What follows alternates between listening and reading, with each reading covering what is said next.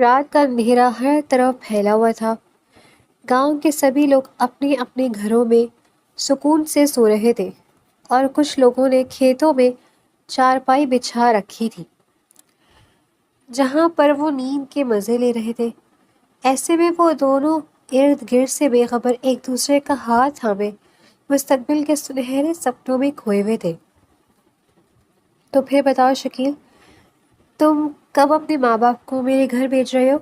تمہارے بغیر اب زندگی گزارنا بہت مشکل ہے اور تمہارے بغیر نہیں رہ سکتی۔ میرو نے سر جھکاتے ہوئے شکیل سے اپنی محبت کا اظہار کیا تو وہ اس کی ادا پر جیسے نثار سا ہو گیا۔ میں تو تم سے بھی زیادہ تم سے محبت کرتا ہوں۔ میں تمہارے بغیر رہنے کا بھی تصور نہیں کر سکتا، مگر کیا کروں، مجبوری ہے۔ ہم غریب لوگ خواب دیکھ سکتے ہیں مگر ان کی تعبیر پانا ہمارے لیے مشکل ہوتا ہے۔ ایسی باتیں مت کرو شکیل، مجھے حوصلہ دو، میرے ہاتھ میں مستقبل کی سنہری ڈور تھماؤ۔ تم مجھے یقین دلاؤ کہ تم جلدی میرا رشتہ لینے کے لیے اپنی ماں کو بھیجو گے۔ میرے تم دعا کرو سب ٹھیک ہو جائے، اس بار فصل اچھی ہو جائے، منافع اچھا ملے تو اماں ہم دونوں بہن بھائی کی ایک ساتھ شادی کر دیں گی۔ تم بتاؤ، تمہارے گھر والے تو تمہارا ہاتھ میرے ہاتھ میں دینے پر تیار ہو جائیں گے نا؟ ہاں ہاں، کیوں نہیں، ماں باپ مجھ سے بہت محبت کرتے، میرا تو بھائی بھی مجھ پر جان دیتا ہے۔ میں اماں سے کہوں گی کہ شادی تو صرف شکیل کے ساتھ کروں گی، ورنہ کنواری رہ جاؤں گی۔ کافی دیر تک وہ دونوں اسی طرح محبت بھری باتیں کرتے رہے اور پھر دوبارہ ملنے کا وعدہ کر کے اپنے اپنے گھر کی طرف چل پڑے تھے۔ اگلے دن شام کو میرو شکیل کی باتوں کو سوچتے ہوئے من ہی من میں مسکرا رہی تھی۔ مٹی کے چولہے میں لکڑیاں جلا کر کھانا بناتے ہوئے وہ اپنے آپ کو شکیل کے سنگ چلتے ہوئے کسی اور ہی دنیا میں دیکھ رہی تھی، جب باہر سے آنے والے شور کی آوازوں پر وہ بری طرح ٹھٹکی تھی۔ سارا کام چھوڑ چھاڑ کر بھاگتے ہوئے باہر آئی تو ماں کو بری طرح سے سینہ پیٹتے ہوئے دیکھا۔ کیا بات ہے اماں، آپ اتنا رو کیوں رہی ہو؟ آپ اتنا کیوں پریشان ہو رہی ہو؟ سب ٹھیک تو ہے؟ ارے کیا بتاؤ بیٹی، غضب ہو گیا، بہت بڑا ظلم ہو گیا۔ کیا ہو گیا ماں، کچھ بتاؤ تو۔ تمہارے بھائی نے ملوکوں کے لڑکے کو قتل کر دیا ہے اور خود بھاگ گیا ہے۔ ہائے میرا بچہ، کیا کیا اس نے؟ اپنے ماں باپ کے بارے میں نہیں سوچا کہ اس کی اس حرکت کے بعد جوان بہن کا اور بوڑھے ماں باپ کا کیا ہوگا۔ ہائے بیٹی، اب ہم کیا کریں گے؟ ملکوں سے اپنی بیٹی کو کیسے بچائیں گے؟ یہ سن کر صدمے سے پاگل جیسے گنگ ہو گئی تھی میرو۔ اپنے بھائی سے اسے بے پناہ محبت تھی، اسے کچھ ہو جائے یہ سوچ کر ہی اس کی جان نکل جاتی تھی۔ اب کیا ہوگا؟ دونوں ایک دوسرے سے سوال پوچھ رہے تھے۔ ملکوں کی حویلی میں بھی جیسے قیامت کا منظر تھا۔ ملک صاحب کے 3 بیٹے تھے۔ بڑے بیٹے کا نام شجاعت، چھوٹے کا نام وجدان اور سب سے چھوٹے کا نام ضمیر تھا۔ شجاعت کی مہروں کے بھائی نے قتل کر دیا تھا۔ دونوں کا ایک معمولی سی بات پر جھگڑا ہوا تھا۔ وہ کہ مہروں کا بھائی ایک عام سا ملازم تھا، ان کی زمینوں پر کام کرنے والا، مگر اس میں اکڑ بہت تھی۔ وہ اپنے آگے کسی کو کچھ سمجھتا نہیں تھا۔ ملکوں کے لڑکے نے اسے کسی بات پر گالی دی، برا بھلا کہا تو اس نے اس بات کو اپنی غیرت پر لے لیا اور اس کی جان لے لی اور خود روپوش ہو گیا۔ ہائے وہ کمین، ان کی یہ اوقات کہ وہ ہمارے بیٹے کی جان لے لے، ہمارے لختے جگر کو ہم سے چھین لیا۔ ارے میں کہتی ہوں کوئی اسے ڈھونڈو، اسے ایسے سزا دو کہ دوبارہ کوئی ایسی غلطی کرنے کے بارے میں سوچ بھی نہ سکے۔ ان تینوں بھائیوں کی ایک ہی اکلوتی بہن تھی، نور، جو سب کی آنکھوں کا تارا تھی۔ بھائیوں میں اس کی بھی جان تھی اور وہ بھی بھائیوں پر جان دیتی تھی۔ وہ بھی اس وقت صدمے سے پوری طرح نڈھال تھی۔ مہروں کے بھائی کو اس نے بددعائیں اور گالیاں دیتے ہوئے وہ اپنا غم غلط کرنے کی کوشش کر رہی تھی۔ کافی سارے دن بیت گئے، دونوں گھروں میں موت کا سما تھا۔ سجاد اس دن کے بعد سے کہاں گیا تھا؟ اسے زمین کھا گئی یا آسمان نکل گیا؟ کوئی اس بارے میں جان نہیں سکا۔ ملکوں کے آدمی کتوں کی طرح اس کی بو سونگھتے پھر رہے تھے۔ ملکوں نے اپنے آدمیوں کو حکم دے رکھا تھا کہ جہاں بھی وہ ملے اسے گولی مار دیا جائے۔ اس انسان کا زندہ رہنا کسی طرح بھی انسانیت کے لیے خطرے سے خالی نہیں تھا۔ کل کو وہ کسی کو بھی جان لے سکتا تھا۔ اگر اتنے بڑے آدمی کی جان لیتے، خوف نہیں آیا؟ تو گاؤں کے غریب غربا بھی اس سے محفوظ نہیں تھے۔ ایک دن سجاد کے ماں باپ پنچایت کے پاس پہنچے تھے۔ ان کے سامنے ہاتھ جوڑے ملکوں کے آدمی ہمارے بڑے بیٹے کو تلاش کرتے پھر رہے ہیں۔ جیسی یاد نے ہمیں بتایا وہ اس کی جان لے لیں گے، کچھ کریں ہمارے بیٹے کو بچا لے۔ ملک آپ جو کہیں گے ہم وہ کریں گے۔ تم لوگوں کے پاس نہ تو زمین ہے نہ جائیداد اور نہ ہی قیمتی جانور جو تم لوگ نظارے کے طور پر مجھے دو۔ اگر ایسا ہو سکتا تو میں تمہارے لیے کام کر سکتا تھا۔ ملک ہمارے گھر پہ 2 بڑی بھینسیں ہیں موجود ہے، اگر آپ کہیں تو شام کے آپ کو ڈیرے پر پہنچ جائے گی۔ تو پھر ٹھیک ہے، تمہارا کام میں کرتا ہوں۔ کل ہی ملکوں کو یہاں پر بلاتا ہوں اور ان کے ساتھ معاملات کلیئر کرتا ہوں۔ اگلے دن ملک وجدان اور ملک ضمیر پنچایت کے پاس پہنچے تھے۔ پنچایت نے ان کے سامنے سجاد کی جان بخشی کے بدلے اس کی بہن کو غنی کرنے کی درخواست پیش کی تھی۔ ملک وجدان نے اس درخواست کو سنتے ہی منہ دوسری طرف کر دیا تھا، مگر ملک ضمیر کہنے لگا، ٹھیک ہے، ہم سجاد کی بہن کو غنی میں لے کر جانے کے لیے تیار ہیں۔ دونوں بھائیوں نے آنکھوں ہی آنکھوں میں ایک دوسرے کو اشارہ کیا تھا۔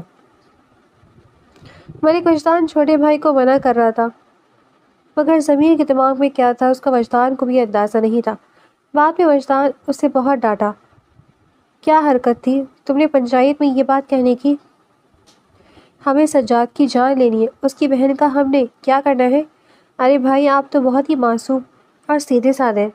سجاد کی بہن سے شادی کر لیں، اسے اس کے بھائی کی کیے کی سزا دیں، اس کی زندگی حرام کر رکھیں گے۔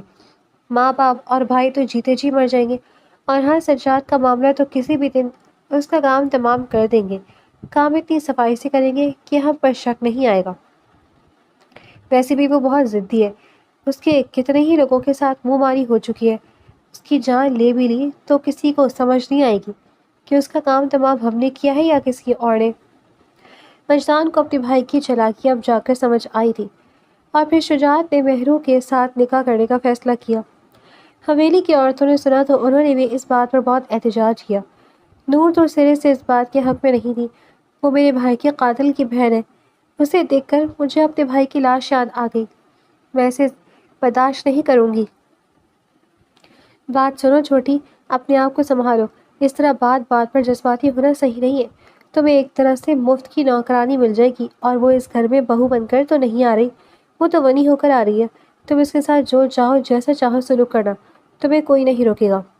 ایسا نہ ہو کہ وہ بھائی پر اپنا قبضہ کر لے، بھائی کو ہم سے چھین لے۔ میں نے سنا ہے کلموئی بہت ہی زیادہ خوبصورت ہے، اگر بھائی اس کی خوبصورتی سے گھائل ہو گئے تو؟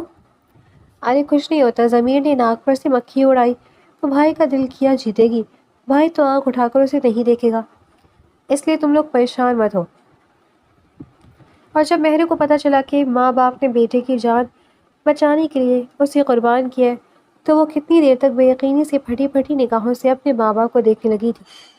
وہ اس سے نظریں چرائے لگے، بیٹے ہمارے پاس اس کے علاوہ کوئی راستہ نہیں تھا، تمہارا بھائی ہمارا بڑھاپے کا اکلوتا سہارا ہے، بیٹا گھر سے باہر در بدر کی ٹھوکریں کھاتا رہا ہے، ہم دونوں کو یہ سوچ کر کہاں چین آ سکتا ہے؟ اور ماں میرا کیا ہوگا؟ کیا میں تمہاری اولاد نہیں ہوں؟ تم لوگ اچھے سے جانتے ہو کہ غنی کی گئی لڑکی کے ساتھ کیا سلوک کیا جاتا ہے، وہ لوگ میرے ساتھ کیا کریں گے؟ جیتے جی مر جاؤں گی، اس گھر میں میرے ساتھ جانوروں سے بدتر سلوک کیا جائے گا، کیا تم لوگ برداشت کر لو گے کہ مجھ پر ظلم و ستم کے پہاڑ توڑے جائیں؟ وہ دونوں نظریں چرانے لگے، مہرو کی بات کا انہوں نے کوئی جواب نہیں دیا تھا، ان کے پاس کوئی جواب تھا بھی نہیں۔ یہ سچ تھا کہ بیٹی پر انہوں نے بیٹے کو ترجیح دی تھی، وہ ہر صورت میں سجاد کو اپنی آنکھوں کے سامنے لانا چاہتے تھے، اور یہ اسی صورت ممکن تھا کہ اگر مہرو اپنی قربانی دے دے۔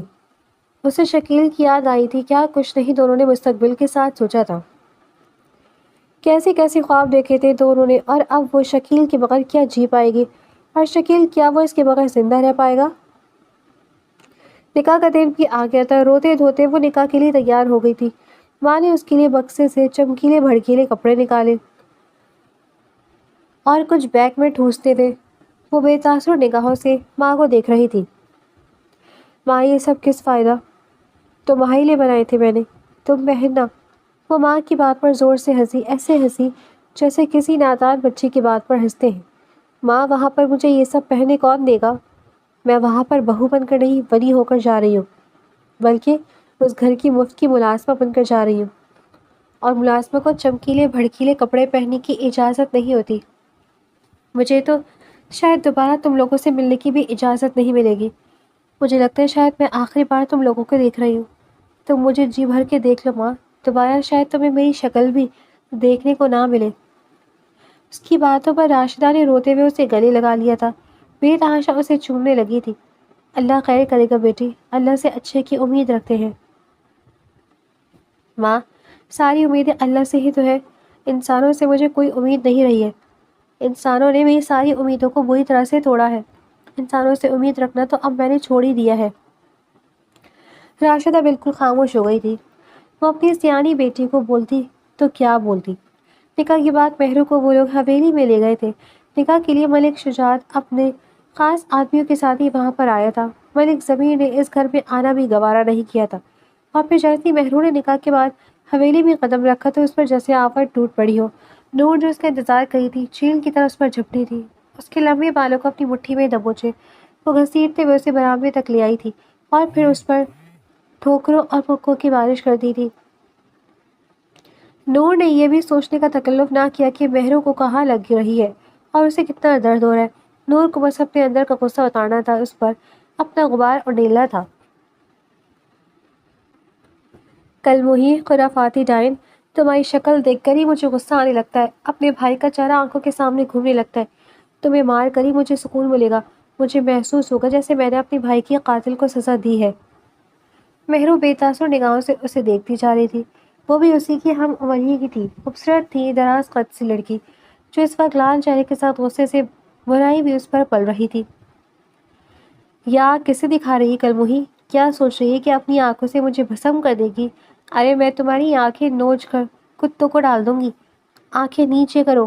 جب نور نے اسے مار مار کر تھک گئی تو پاس پڑی کرسی پر بیٹھ گئی۔ پھر نور کی ماں وہاں پر آئی۔ مالکن نے بھی نفرت اور غصے سے مہرو کو دیکھا اور پھر اس پر تھوک دیا۔ جمیلہ، لے جاؤ اسے باورچی خانے میں، بتاؤ اس کے کھانے میں کیا بنانا ہے، اور باقی سارے کاموں کی تفصیل بھی اسے سمجھا دو۔ آج سے یہ سارے کام اس کل مہی نے ہی تو کرنے ہیں۔ جسے بتانا یہاں پر نمک کم کھایا جاتا ہے، مرچوں کا استعمال بھی کم کیا جاتا ہے۔ اگر کھانے میں ذرا سی بھی گڑبڑ ہو گئی تو بالوں سے پکڑ کر پورے صحن میں گھسیٹوں گی اسے۔ مہرو کا انگ انگ دکھ رہا تھا، پورا وجود جیسے دکھتے ہوئے پہاڑ بن گیا تھا۔ یکدم ہی اس سے تیز بخار کا بھی احساس ہونے لگا تھا۔ دکھتے سر کے ساتھ وہ ملازمہ کے بتائے ہوئے کاموں کی فہرست کو ایک ایک کر کے نمٹانے لگی تھی۔ کتنی بار اسے چکر آئے، وہ گرتے گرتے بچی۔ ملازمہ نے اسے ہمدردی سے دیکھا تھا۔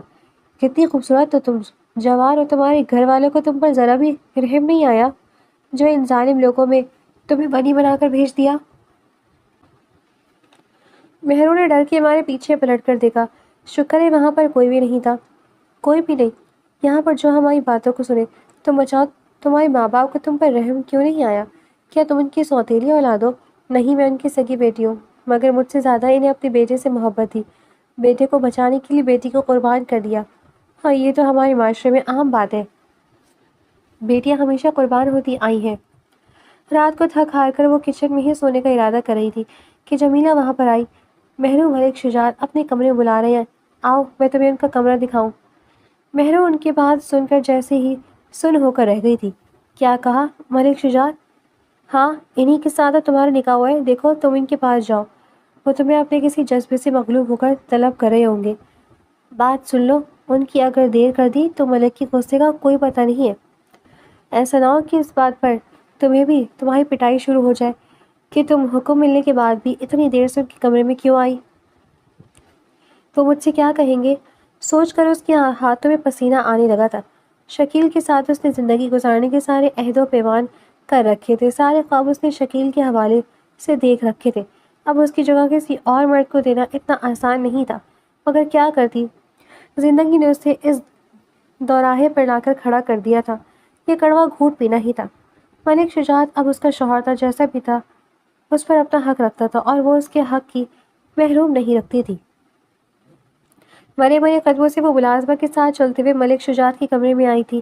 بیڈ پر لیٹے ہوئے سگریٹ سلگاتے ہوئے اس نے بے تاثر نگاہوں سے دروازے کی طرف دیکھا تھا، اور پھر جب اس نے مہرو کو اندر آتے دیکھا تو اس کی نظریں مہرو کے چہرے پر سے جیسے رک سی گئی تھی۔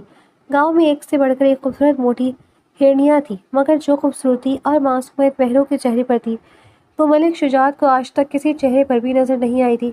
کافی دیر تک وہ اس کے چہرے کو دیکھتا رہا، پھر اس نے اپنی نظروں کا زاویہ بدل لیا۔ اسے یاد آ گیا کہ یہ لڑکی کون ہے، اس کے بھائی کے قاتل کی بہن، اور وہ لوگ اسے صرف سزا دے سکتے تھے، اسے دھتکار سکتے تھے، اسے عزت دینے کے بارے میں اس گھر میں کوئی جواب میں نہیں سوچ سکتا تھا۔ شجاعت کے پاس آ کر وہ کھڑی ہو گئی تھی۔ آپ نے بلایا مجھے؟ اس کی آواز بہت خوبصورت تھی، ایک لمحے کو جیسے شجاعت اس کے پاس اس کے سحر میں کھو سا گیا تھا۔ دوسری بار مہرو نے اسے خود ہی پکارا۔ آپ بتائیں ملک صاحب، آپ کو مجھ سے کوئی کام تھا؟ ہاں، میرے پاؤں میں درد ہو رہا ہے، پاؤں دباؤ میرے۔ مہرو نے بے یقینی سے دیکھا تھا۔ وہ شجاعت کے قدموں میں بیٹھ گئی تھی، آہستگی سے اس کے پاؤں دبانے لگی۔ اس کا دل تیزی سے دھڑک رہا تھا۔ آنے والے وقت کا احساس اسے بری طرح سے خوفزدہ کر رہا تھا۔ اگر اس نے تنہائی سے فائدہ اٹھانے کی کوشش کی تو وہ اس کی بیوی ہے، حق رکھتا ہے اس پر، اسے کیسے روکے گی؟ اور اس وقت تو یہاں پر کوئی تھا بھی نہیں جو شجاعت کو طیش میں لا کر اس لڑکی کو دھتکارنے پر مجبور کرتا۔ کافی دیر تک وہ اس کے پاؤں دباتی رہی اور شجاعت اپنے جذبات کو قابو پانے کی کوشش کرتا رہا، خود کو سمجھاتا رہا کہ اس لڑکی سے کوئی تعلق نہیں رہے گا کیونکہ وہ اس کے بھائی کے قاتل کی بہن ہے۔ جب مہرو تھک گئی تو اس کی آنکھوں سے آنسو بہنے لگے۔ آج اس گھر میں آتے ہی اس کی جس طرح سے درگت بنی تھی، یہ بات وہی جانتی تھی۔ جسم تو پھوڑے کی طرح دکھ رہا تھا اور اب شجاعت نے اسے مزید مشقت طلب کام پر لگا دیا تھا۔ اب مزید وہ بیٹھ کر اس کے پاؤں دبانے کی ہمت نہیں رکھتی تھی۔ شجاعت کی نظر اس پر پڑی تو اس کے آنسو دیکھ کر غصہ آ گیا۔ کیا ہوا تمہیں؟ رو کیوں رہی ہو؟ بھائی میرا مرا ہے اور آنسو تم بہا رہی ہو؟ کیا ثابت کرنا چاہتی ہو کہ تمہارے ساتھ بہت ظلم ہوا؟ مہرو نے جلدی سے اپنے آنسو پوچھے۔ ایسی بات نہیں ہے، میں تھک گئی ہوں، میری طبیعت خراب ہے، تو بس اس لیے مجھے رونا آ گیا۔ شجاعت اب اٹھ کر بیٹھ گیا تھا۔ اب وہ مہرو کے خاصا قریب تھا۔ اچھا تو ذرا کام کر کے مہرانی صاحب تھک گئی ہیں، بتائیں کیسے سیوا کر سکتے ہیں ہم آپ کی؟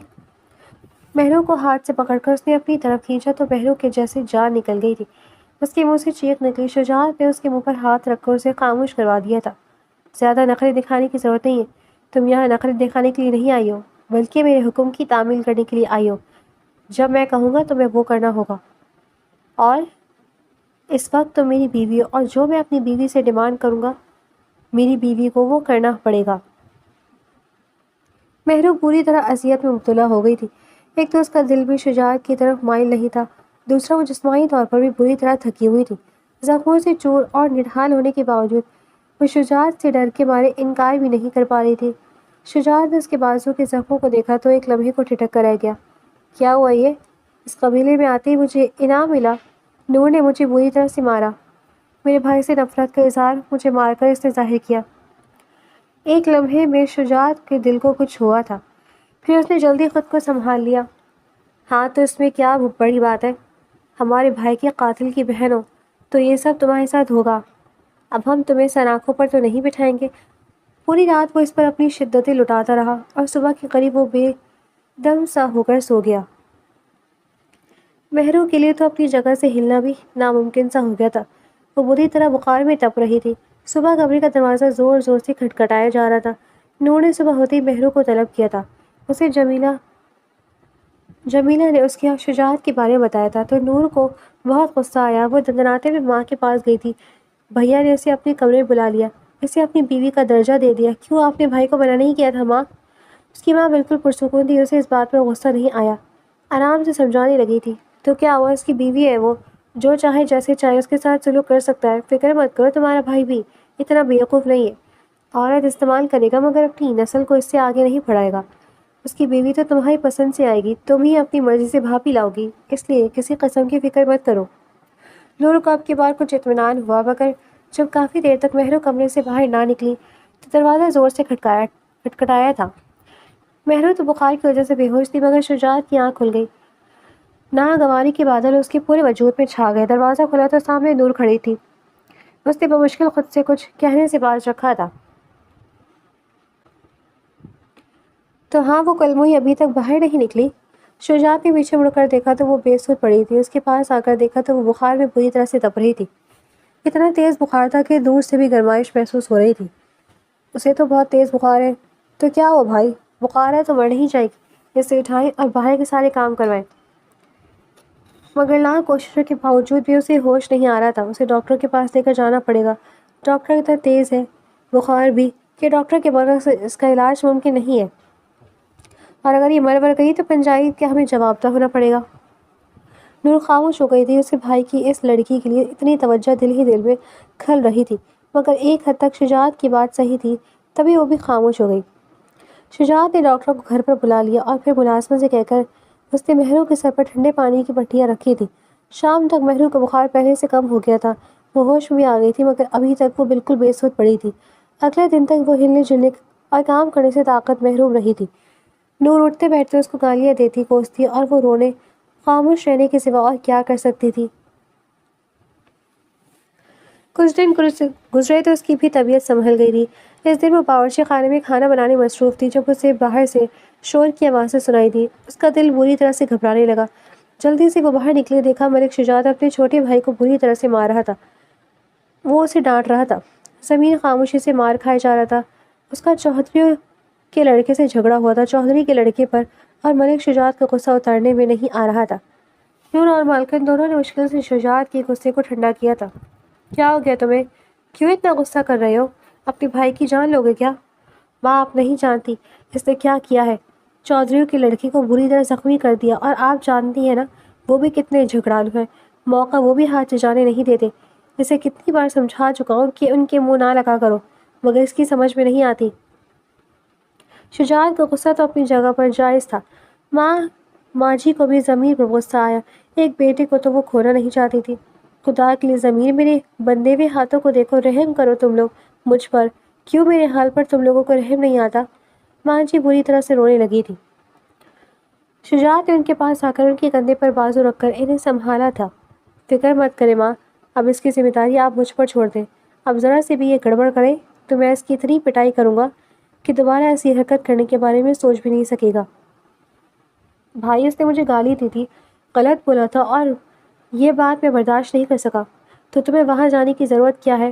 تم اپنے دوستوں کے ساتھ ان کے ڈیرے پر جاتے کیوں ہو جب تمہاری ان کے ساتھ نہیں بنتی؟ اب کی بار اپنے دوستوں کے ساتھ ان کے ڈیرے پر جاتے کیوں جب تمہاری ان کے ساتھ بنتی نہیں تھی؟ اب کی بار زمین خاموش ہو گیا، مگر اس کی آنکھوں میں غصہ صاف جھلک رہا تھا۔ اندازہ ہو گیا تھا کہ وہ ان لوگوں کو معاف کرنے کے حق میں نہیں تھا۔ اور پھر اگلا دن ٹھیک وہی منظر اس گھر میں گھومنے لگا تھا جو مہرو نے اپنی شادی سے چند دن پہلے اپنی ماں کے گھر میں دیکھا تھا۔ جب اس نے ماں کی روتے ہوئے آواز سنی تھی تو کھانا چھوڑ کر بھاگی تھی۔ آج بھی وہ کچن میں کھانا بنائی تھی جب باہر سے آنے والی آوازوں پر اس کا دل دہل گیا تھا۔ باہر آئی تو دیکھا کہ نور اور مالکن دونوں سینہ پیٹتے ہوئے رو رہی تھی۔ اس کی ہمت نہیں تھی کہ ان دونوں سے پوچھ سکے۔ تبھی اس نے ملازمہ سے اشارے سے پوچھا تو اس نے پاس آ کر بتایا کہ زمین نے لڑکی کو قتل کر دیا اور خود وہاں سے بھاگ گیا ہے۔ اب چودھریوں کے آدمی زمین کو تلاش کرتے پھر رہے ہیں۔ یہ سن کر میں نے نور کی طرف دیکھا تھا اور بنا کچھ کہے کسی رد عمل کا اظہار کی کچن میں آ گئی تھی۔ اسے نور سے ہمدردی ہونے لگی تھی، کیونکہ اسے اندازہ ہو گیا تھا کہ جو کچھ اس کے ساتھ ہوا ہے اب وہی سب نور کے ساتھ بھی ہونے والا ہے۔ مالکن کو اپنی نور سے لاکھ محبت تھی، مگر یہ محبت بیٹوں کی محبت سے جیت نہیں سکتی تھی۔ اس گھر میں وہی کہانی دہرائی جانے والی تھی، وہ سب ہونے والا تھا جو مہرو کے ساتھ ہوا تھا۔ اسے نور پر بہت ترس آ رہا تھا۔ لاڈوں میں پلی بڑی لڑکی کیسے ان سختیوں کو جھیل پائے گی؟ سبھی لوگ ضمیر کو تلاش کرتے پھر رہے تھے۔ شجاعت بھی بھاگ دوڑ کر رہا تھا، اس کے آدمی بھی اپنے طور پر ضمیر کی تلاش میں تھے، مگر ضمیر کا کہیں پتہ نہیں چلا۔ ان لوگوں کی بھی دھمکیاں آ رہی تھیں کہ وہ شجاعت کی بھی جان لے لیں گے۔ اگر ضمیر نے اپنے آپ کو ان کے حوالے نہیں کیا تو وہ انتقام شجاعت سے لیں گے۔ شجاعت نے اب پنچایت کو بیچ میں ڈالا تو پنچایت کا فیصلہ سن کر وہ بری طرح گھبرا گیا۔ وہ اپنی نازو پلی بہن کو کیسے ونی میں دے دیتا، یہ جانتے ہوئے کہ ونی کے ساتھ کیا سلوک کیا جاتا ہے۔ اس کی نظروں کے سامنے مہرو کا چہرہ گھوم گیا تھا۔ جب حویلی میں آتی اسے کتنے ظلم و ستم کا نشانہ بننا پڑا تھا۔ آخر اس بیچاری کا کیا قصور تھا؟ گناہ بھائی نے کیا تھا اور سزا اس بیچاری کو مل رہی تھی۔ مگر چودھری صاحب، میری بہن بے قصور ہے، غلطی ضمیر کی ہے، اور سزا میری بہن کو کیوں ملے؟ کیا بیچ کی کوئی گنجائش نہیں ہے؟ کوئی اور راستہ نہیں نکل سکتا؟ نہیں، راستہ بس ایک ہی ہے، یا تو ضمیر اپنے آپ کو ان کے حوالے کر دے یا تم لوگ نور کی شادی اس خاندان میں کر دو، تبھی ضمیر کی جان بچ سکتی ہے۔ اب فیصلہ تم لوگوں کے ہاتھ میں ہے، کیا کرنا ہے؟ گھر آ کر اماں کو بتایا تو وہ بھی کافی دیر تک گم رہی، پھر کہنے لگی ضمیر کو کہو گھر آ جائے، اسے چودھری لوگ کچھ نہیں کہیں گے، نورا اپنے بھائی کے لیے قربانی دے گی، وہ میری بیٹی ہے، وہ میرا مان نہیں توڑے گی۔ نور تو سن کر گمسم سی ہو گئی تھی، اس نے مہروں کی طرف دیکھا تھا اور منہ پھیر کر رو پڑی تھی۔ اب وہ پاگلوں کی طرح چلا رہی تھی، کبھی اپنے بال نوچتی تھی تو کبھی اپنی چوڑیاں توڑ رہی تھی۔ سبھی بغیر کچھ کہے اسے دیکھے جا رہے تھے۔ ماں نے بھی اپنی بیٹی کو دلاسا دینے کی کوئی کوشش نہیں کی تھی۔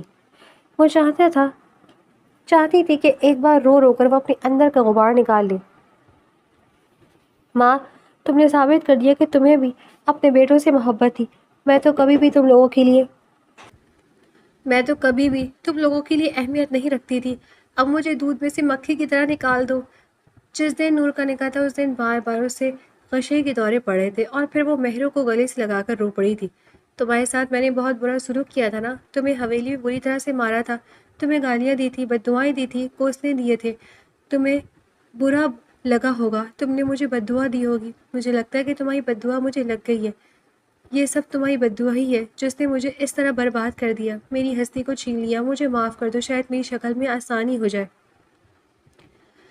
وہ روئی جاتی اور مہروں سے معافی مانگتی جاتی۔ مہروں کے پاس اس کے کہنے کے لیے کچھ بھی نہیں تھا۔ یہ سچ تھا کہ اس نے کبھی نور کو بد دعا نہیں دی تھی، مگر نور بھی تو اس کی طرح ایک لڑکی ہی تھی، ایک نازک، نرم اور احساسات کی مالک، ایسی لڑکیاں جو اپنے باپ بھائیوں پر قربان ہو جاتی ہیں۔ اور یہی ریت و رواج اس گاؤں میں کئی سالوں سے چلے آ رہے تھے۔ تم اپنے آپ کو سنبھالنے کی کوشش کرو نور، اپنی زبان کو خاموش رکھنا تمہارے لیے آسانی ہو جائے گا۔ جتنا اپنی زبان کا استعمال کرو گی تمہارے لیے مشکل بڑھتی جائے گی۔ خاموشی ہی تو تمہاری نجات کا ہتھیار بنے گی۔ ملا کر مہروں نے اسے ایک مشورہ دیا تھا، کیونکہ وہ خود بھی اسی فارمولے پر عمل کرتی تھی۔ اس نے کبھی بھی ان ماں بیٹیوں کو پلٹ کر جواب نہیں دیا تھا، جانتی تھی کہ یہ لوگ تو بہانے ڈھونڈتے ہیں کہ اس کی کھال اتار لیں، اور وہ مزید ان کا ظلم سہنے کی ہمت نہیں رکھتی تھی۔ نور بھی غنی ہو کر اپنے سسرال میں چلی گئی تھی اور مہروں کو یقین تھا کہ یقیناً اس کا حویلی میں سوگات ویسے ہی ہوا ہوگا جیسا نور نے مہروں کا کیا تھا۔ شجاعت خاموشی سے سر جھکائے ہر وقت اپنی سوچوں میں گم رہتا۔ ضمیر بالکل ویسا ہی تھا، اکڑ کر چلتا ہوا اور اپنی غلطی نہ ماننے والا، مگر اتنا ضرور ہوا تھا کہ اس نے اپنی لڑائی جھگڑا چھوڑ دیا تھا۔ ماں نے اسے کہا تھا کہ اب تمہاری کوئی اور بہن نہیں ہے جس سے ونی کرنے میں تمہیں بچاؤں گی، اس لیے اپنے غصے پر قابو رکھو۔ اور وہ ماں کی بات پر خاموش ہو گیا۔ شاید اسے بھی یہ بات سمجھ آ گئی تھی کہ اب کوئی بہن اسے بچانے کے لیے نہیں آئے گی۔ ملک شجاعت کی کمرے کی فضا اب بھی ویسے ہی بوجھل تھی جیسے وہ پہلے دن سے تھی۔ مہروں نے وقت کے ساتھ ساتھ اپنی خاموشی کو اپنی سب سے بڑی ڈھال بنا لیا تھا۔ حویلی کے کام کاج کرنا، ملازموں کی طرح دن بھر باورچی خانے میں جتے رہنا اور نور کی سسرال سے آنے والی ہر بری خبر پر چپ چاپ آنسو بہانا اب اس کا معمول بن چکا تھا۔ لیکن قدرت کا کھیل بھی عجیب تھا۔ جس حویلی میں اسے صرف ایک گناہ گار کی بہن اور ایک نوکرانی سمجھا گیا تھا، اسی حویلی کی قسمت کا رخ بدلنے والا تھا۔ کچھ دن سے مہروں کی طبیعت کافی ناساز رہنے لگی تھی۔ صبح سویرے اٹھ کر جب وہ چولہا چلانے لگی تو لکڑیوں کے دھوئیں سے اس کا جی متلانے لگا، سر میں شدید چکران آنے لگی۔ اس کی وجہ سے وہ دیوار کا سہارا لے کر وہیں زمین پر بیٹھ گئی۔ جمیلہ جو وہاں برتن دھو رہی تھی، مہروں کی یہ حالت دیکھ کر اس کے پاس آئی اور اس کے ماتھے پر ہاتھ رکھ کر حیرت سے اس کا چہرہ دیکھنے لگی۔ جمیلہ نے کچھ دن مہروں کی حرکات و سکنات کو نوٹ کیا تھا اور وہ عمر رسیدہ عورت ہونے کے ناطے سب سمجھ چکی تھی کہ یہ کوئی عام بیماری نہیں ہے۔ جمیلہ نے جب یہ بات ملکانی یعنی شجاعت کی ماں کو بتائی تو حویلی کے صحن میں جیسے ایک بار پھر زلزلہ آ گیا۔ ملکانی چائے کا کپ ہاتھ میں لیے برآمدے میں بیٹھی تھی جب جمیلہ نے سر جھکا کر یہ خبر سنائی کہ مہر امید سے ہے اور ملک شجاعت کی اولاد اس دنیا میں آنے والی ہے۔ یہ سنتے ہی ملکانی کے چہرے کا رنگ غصے سے لال ہو گیا اور اس نے چائے کا کپ وہیں میز پر پٹک دیا، جس سے چائے ہر طرف بکھر گئی۔ ملکانی پیر پٹکتے ہوئے سیدھی باورچی خانے کی طرف بڑھی جہاں مہرو ابھی بھی ہوش سنبھال کر برتن سمیٹنے کی کوشش کر رہی تھی۔ ملکانی نے مہرو کو باروں سے پکڑ کر زور سے جھٹکا دیا جس سے مہروں کے ہاتھ سے کانچ کی پلیٹ چھوٹ کر زمین پر گری اور ٹکڑے ٹکڑے ہو گئی۔ کیا سن رہی ہوں میں یہ کلموہی؟ یہ کیا منحوس خبر لائی ہے جمیلہ؟ تیرے بھائی نے ہماری لخت جگر کو مٹی ملا دیا اور تو اب اس گھر پر اپنا قبضہ پکا کرنے کے لیے ہمارے ہی خون کو اپنی کھوک میں پال رہی ہے۔ کیا سوچا تھا تو نے کہ تو ماں بن کر اس حویلی کی مالکن بن جائے گی؟ ملکانی کی آواز پورے صحن میں گونج رہی تھی اور حویلی کے باقی ملازم بھی سہم کر اپنی اپنی جگہ کھڑے ہو گئے تھے۔ مہروں نے ڈر کے مارے اپنے پیٹ پر دونوں ہاتھ رکھ دیا اور روتے ہوئے سر جھکا لیا۔ اس کی آنکھوں سے مسلسل آنسو بہہ رہے تھے اور وہ خوف سے کانپ رہی تھی۔ ملکانی کا غصہ ابھی ٹھنڈا نہیں ہوا تھا، وہ مسلسل زہر اگل رہی تھی۔ ہم تو تجھے یہاں ونی بنا کر لائے تھے تاکہ تو تڑپ تڑپ کر اپنے بھائی کے لیے اپنے بھائی کے کیے کا مطلب اتارے، لیکن تو نے میرے بیٹے کو اپنے حسن کی جال میں ایسا پھنسایا کہ اب تو اس گھر کی بہو بننے کے خواب دیکھ رہی ہے۔ میں کبھی اس بچے کو اس حویلی کا وارث تسلیم نہیں کروں گی جو ایک قاتل کے خون کا بھانجا ہو۔ تو نے ہمارے گھر کا سکون برباد کیا، اب تو دیکھ میں تیرے ساتھ کیا کرتی ہوں۔ ملکانی نے مہرو کو دھکا دیا اور وہ دیوار سے جا ٹکرائی۔ اسی وقت باہر سے ملک شجاعت حویلی میں داخل ہوا۔ اس نے صحن میں قدم رکھتے ہی اپنی ماں کی اونچی آواز اور مہرو کی رونے کی سسکیاں سن لی۔ شجاعت نے جب باورچی خانے کا منظر دیکھا تو اس کے قدم وہیں رک گئے۔ مہرو زمین پر بیٹھی اپنے وجود کو سمیٹتے رو رہی تھی اور اس کی ماں غصے سے آنکھ بگولا ہو کر اسے بددعائیں دے رہی تھی۔ شجاعت نے آگے بڑھ کر اپنی ماں کا ہاتھ تھاما جو وہ دوبارہ مہرو پر اٹھانے والی تھی۔ ماں جی بس کر دیں، خدا کا خوف کریں، آپ کیا کر رہی ہیں؟ شجاعت کی آواز میں ایک ایسی سنجیدگی اور سختی تھی جو اس سے پہلے کبھی مہرو نے نہیں سنی تھی۔ ملکانی نے حیرت سے اپنے بڑے بیٹے کو دیکھا جو اب تک مہرو پر ہونے والی ہر ظلم پر خاموش رہتا تھا یا خود اس پر سختی کرتا تھا۔ شجاعت، تو اس وقت کلموہی کا ساتھ دے رہا ہے؟ تو بھول گیا کہ اس کے بھائی نے تیرے سگے بھائی شجاعت کو قتل کیا تھا؟ یہ عورت ہمارے دشمن کی بہن ہے اور اب یہ تیرے بچے کی ماں بننے والی ہے۔ مجھے تو یہ سوچ کر ہی گھن آ رہی ہے کہ اس قاتل کے خاندان کا خون ہمارے گھر میں پلے گا۔ ملکانی نے شجاعت کا ہاتھ جھٹکتے ہوئے کہا۔ شجاعت نے ایک گہرا سانس لیا اور مہرو کی طرف دیکھا جو بخار اور خوف کی وجہ سے نڈھال ہو چکی تھی اور اس کا پورا وجود کانپ رہا تھا۔ شجاعت نے آگے بڑھ کر مہرو کو زمین سے اٹھایا اور اسے ایک کرسی پر بٹھایا، پھر وہ اپنی ماں کے سامنے آ کر کھڑا ہو گیا اور اس کی آنکھوں میں ایک عجیب سی التجا اور خوف تھا۔ ماں جی میری بات کان کھول کر سن لیں اور خدا کا خوف دل میں لائے۔ مہرو ہمارے بھائی کے قاتل کی بہن ضرور ہے، لیکن اس وقت اس کے پیٹ میں جو بچہ ہے وہ میرا خون ہے، وہ اس حویلی کا اگلا وارث ہے۔ آپ جس کو دشمن کا خون کہہ کر دھتکار رہی ہیں وہ میرا بچہ ہے، اور اس معصوم کا کیا قصور ہے؟ سجاد نے تو جو کیا تھا اس کی سزا مہرو کو ونی بنا کر مل چکی ہے اور اب وہ اب تک ہر ظلم خاموشی سے سہتی آئی ہے۔ شجاعت نے اپنی ماں کو سمجھانے والے انداز میں کہا۔ ملکانی نے اپنا منہ دوسری طرف کر لیا لیکن شجاعت نے بات جاری رکھی اور اس بار اس کی آواز میں جذبات کی شدت تھی۔ ماں جی آپ شاید بھول رہی ہیں کہ ہماری اپنی اکلوتی بہن نور بھی اس وقت کسی دوسرے خاندان میں ونی بن کر جا چکی ہے۔ اس کی شادی بھی اسی طرح کے حالات میں ہوئی تھی جہاں بڑے بھائی ضمیر نے چودھری کے لڑکے کو قتل کر دیا تھا۔ آج جو سلوک آپ مہرو کے ساتھ کری ہیں کیا آپ برداشت کریں گی کہ وہی سلوک نور کے سسرال والے اس کے ساتھ کریں؟ شجاعت کے منہ سے نور کا نام سن کر ملکانی کے چہرے پر ایک دم ہمائیاں اڑنے لگی۔ نور اس کی جان تھی، اس کی اکلوتی لاڈلی بیٹی جسے وہ ہر وقت یاد کر کے روتی تھی۔ شجاعت نے اپنی ماں کی دکھتی رگ پر ہاتھ رکھ دیا تھا۔ ماں جی قدرت کا قانون بہت سچا اور بے رحم ہے، مکافات عمل سے کوئی نہیں بچ سکتا۔ آج اگر آپ مہرو کی کوکھ پر لات ماریں گی اور ان کے ساتھ جانور جیسا سلوک کریں گی تو یاد رکھیں کہ ہماری بہن نور بھی کسی گھر میں بیاہی گئی ہے، وہ بھی کسی کی بیوی ہے اور کل کو وہ بھی امید سے ہوگی۔ اگر آج ہم نے اسے بے قصور لڑکی کو ساتھ ظلم کیا تو کل چودھریوں کے گھر میں ہماری نور کے ساتھ بھی یہی سب ہوگا۔ کیا آپ دیکھ پائیں گی کہ نور کو کوئی اس طرح صحن میں گھسیٹے اور اسے بددعائیں دے؟ شجاعت نے اپنی ماں کے دونوں ہاتھ اپنے ہاتھوں میں لیتے ہوئے کہا۔ ملکانی کی آنکھوں میں ایک دم سے خوف کے آنسو آ گئے۔ وہ نور کے معاملے میں بہت حساس تھی۔ شجاعت کی باتوں نے اس کے دل کے اندر چھپے ممتا کے خوف کو جگا دیا تھا، جہاں اسے اپنی بیٹی کا مستقبل تاریک نظر آنے لگا تھا۔ شجاعت نے اپنی ماں کے آنسو پوچھے اور نرمی سے بولا، ماں جی مہرو کے ساتھ اچھا سلوک کریں تاکہ ہماری اپنی بیٹی کا سہاگ اور اس کی زندگی بھی محفوظ رہے۔ اگر ہم کسی کی بیٹی کو عزت دیں گے تو اللہ ہماری بیٹی کو بھی دوسرے کے گھر میں عزت دلائے گا۔ مہرو نے کبھی پلٹ کر جواب نہیں دیا، کبھی ہمارے کسی حکم سے انکار نہیں کیا۔ اب اس حالت میں اسے آرام اور عزت کی ضرورت ہے، نہ کہ گالیوں اور مار پیٹ کی۔ اگر آپ کو اپنی بیٹی نور سے محبت ہے تو اس محبت کا کچھ حصہ مہرو کو بھی دے دیں، کیونکہ یہ بھی کسی کی بیٹی ہے اور اب میرے بچے کی ماں ہے۔ ملکانی شجاعت کی باتیں سن کر بالکل خاموش ہو گئی۔ اس کا غصہ جیسے برف کی طرح پگھل چکا تھا اور اس کی جگہ ایک ماں کا خوف اور پچھتاوا آ گیا تھا۔ اس نے ایک نظر کرسی پر بیٹھی مہرو کی طرف دیکھا جو ابھی بھی سسکیاں لے رہی تھی، لیکن اس کی آنکھوں میں شجاعت کے لیے ایک گہری عزت اور شکر گزاری بھی جھلک رہی تھی۔ ملکانی نے بنا کچھ کہے ایک لمبی آہ بھری اور اپنے کمرے کی طرف چلی گئی۔ اس دن کے بعد سے حویلی کی فضا میں ایک بڑی تبدیلی آئی۔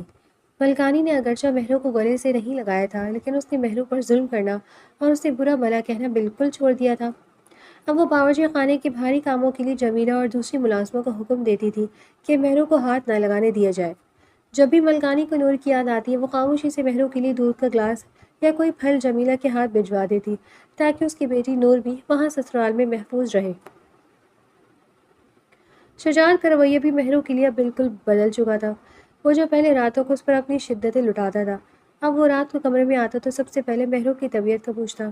وہ اس کے لیے شہر سے دوائیاں اور اچھے کپڑے لے کر آتا۔ مہروں کو اب محسوس ہونے لگا تھا کہ ونی کی اس اندھیری زندگی میں اب کوئی امید کی کرن جاگ اٹھی ہے۔ جیسے جیسے مہروں کے حمل کے مہینے گزرتے گئے حویلی میں سکون بڑھتا گیا۔ ضمیر جو کہ پہلے بہت اکھڑ مزاج تھا وہ بھی اب گھر میں خاموش رہتا تھا، کیونکہ اسے بھی اندازہ ہو گیا تھا کہ اس کی یہ غلطی نے اس کی سگی بہن نور کو دشمنوں کے گھر بھیج دیا تھا۔ وہ اکثر مہروں کو دیکھ کر اپنے سر پر ہاتھ رکھ لیتا اور خاموشی سے باہر چلا جاتا۔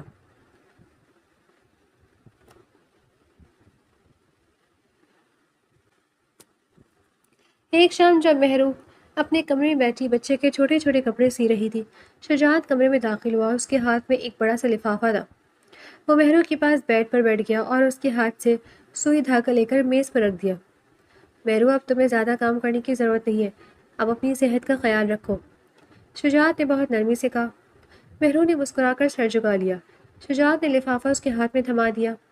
یہ کیا ہے ملک صاحب؟ مہرو نے پوچھا۔ شجاعت نے مسکرا کر جواب دیا، یہ شہر کے سب سے بڑے ہسپتال کے کاغذات ہیں جہاں تمہارا معائنہ ہونا ہے، اور اس کے ساتھ ہی میں نے تمہارے ماں باپ کے لیے کچھ پیسے اور راشن بھجوایا ہے، کیونکہ مجھے معلوم ہے کہ سجاد کے جانے کے بعد ان کا کوئی سہارا نہیں رہا۔ مہرو کی آنکھوں میں خوشی کے آنسو آ گئے۔ اس نے کبھی خواب میں بھی نہیں سوچا تھا کہ جو شجاعت اسے ایک نوکرانی سمجھتا تھا وہ ایک دن اس کے خاندان کا اس طرح خیال رکھے گا۔ مہرو نے شجاعت کا ہاتھ تھام لیا، اور اس بار اس کے ہاتھ کانپ نہیں رہے تھے، بلکہ ان میں ایک اپنائیت کا احساس تھا۔ شکریہ ملک صاحب، آپ نے مجھے اور میرے خاندان کو جو عزت دی ہے میں اس کا بدلہ کبھی نہیں اتار سکتی، مہرو نے کہا۔ شجاعت نے اس کے سر پر ہاتھ رکھا اور بولا، بدلہ اتارنے کی ضرورت نہیں مہرو، بس دعا کرو کہ ہمارے گھر میں آنے والا بچہ ہمارے دونوں خاندانوں کے درمیان لگی اس نفرت کی آگ کو ہمیشہ کے لیے بجھا دے، اور ہماری بہن نور بھی اپنے گھر میں خوش رہے۔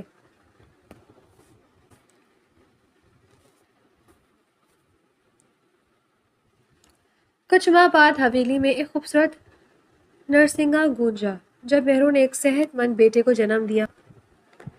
بیٹے کی پیدائش کی خبر سنتی ملکانی کی آنکھوں میں خوشی کے آنسو آ گئے۔ اس نے دوڑ کر بچے کو اپنے گلے سے لگا لیا اور پہلی بار وہ خود مہرو کے بیڈ کے پاس آئی۔ ملکانی نے مہرو کے ماتھے پر پیار کیا اور اس کے ہاتھ میں سونے کے کنگن پہنائے جو اس نے نور کے لیے رکھے تھے، لیکن آج وہ مہرو کو اپنی بہو تسلیم کر چکی تھی۔ ملکانی کو انتظار تھا تو صرف اس بات کا کہ کب اس کی بیٹی کو بھی سسرال میں اس کی جگہ ملتی ہے۔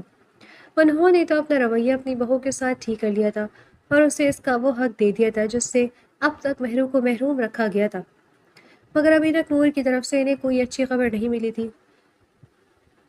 پھر ایک دن خبر ملی کہ نور کے شوہر کا انتقال ہو گیا ہے، سانپ کے ڈسنے سے اس کی موت ہوئی تھی۔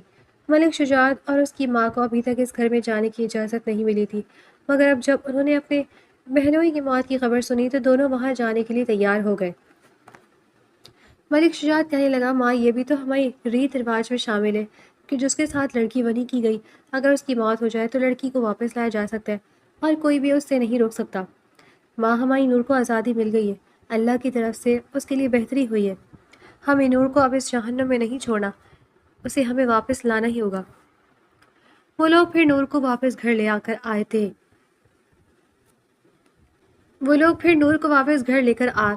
تھے، مگر یہ نور اس نور سے بالکل مختلف تھی جو اس گھر سے گئی تھی۔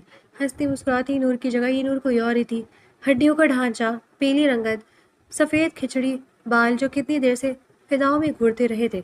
اس سے ہزار بار باتیں کر لو تو کسی بات کا جواب نہ دیتی تھی۔ وہ تو اب مہرو سے بھی نفرت کا اظہار نہیں کرتی تھی، اس کے ساتھ سسرال میں جانے کیا ہوا جو وہ ایسی ہو گئی تھی۔ ماں اور بھائیوں کو یقین تھا کہ وہ آہستہ آہستہ ٹھیک ہو جائے گی اور پھر ان کا پیار اور محبت رنگ لائے۔ آہستہ آہستہ نور زندگی کی طرف لوٹنے لگی تھی، مگر اب وہ بہت بدل گئی تھی۔